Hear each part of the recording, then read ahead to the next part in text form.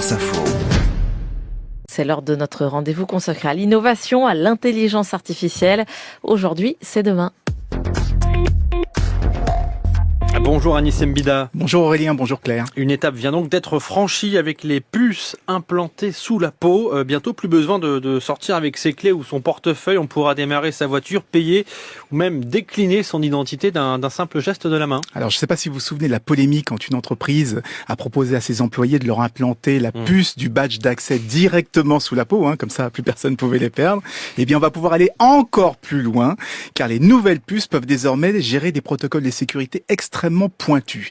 Avant, c'était de simples transpondeurs, comme ceux des badges de parking, mais maintenant, on leur a ajouté de l'intelligence et des fonctions de cryptage, ce qui leur permet de remplacer les cartes bancaires, les clés de voiture, les serrures connectées et même un passeport biométrique ou une carte vitale.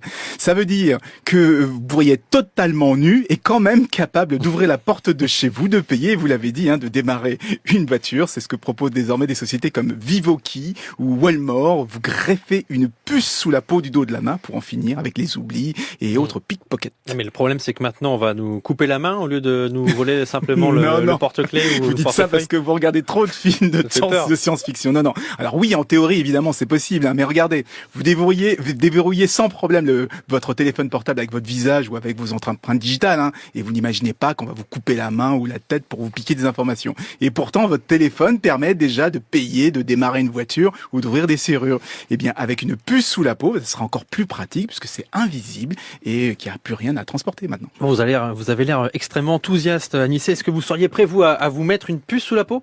Non. Moi, je fais juste l'avocat du diable. J'ai déjà peur des tatouages, des piercings. Alors, une puce sous la peau...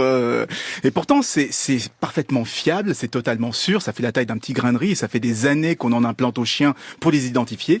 Mais ça prouve qu'une technologie ne doit pas simplement être pratique, elle doit aussi être acceptée socialement et culturellement. Vous savez, il y a quelques années, on trouvait parfaitement ridicule de payer avec son téléphone portable. Qui sait, peut-être que demain, on trouvera ça génial de payer avec le dos de la main. Merci Anis Mbida. Aujourd'hui, c'est demain, c'est tous les jours dans France Info Petit Matin.